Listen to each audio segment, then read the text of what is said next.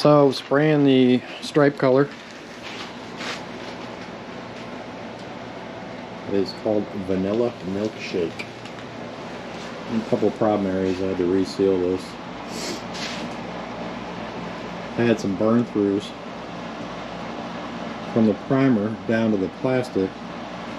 It was kind of transparent, but you could see some black underneath it. And I put a thin coat of sealer on it, but it wasn't enough and it was showing through, so I'm going to touch those up. A few dirt nibs. Gonna hit those again. All in all, it's going good. A couple dirt nibs over here too. Might as well get them now. Beautiful color.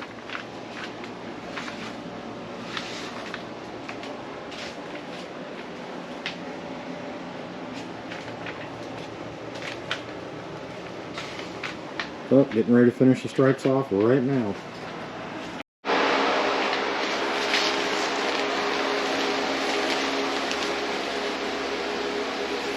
So I put one coat of black sealer on, and now I'm putting the base coat on the doors, the trunk, and the hood. So far, so good. Took quite a while to tape up all the stripes and everything. So the body has sealer on it. I just didn't want a bunch of overspray on it. Gas turned out good. So far, so good.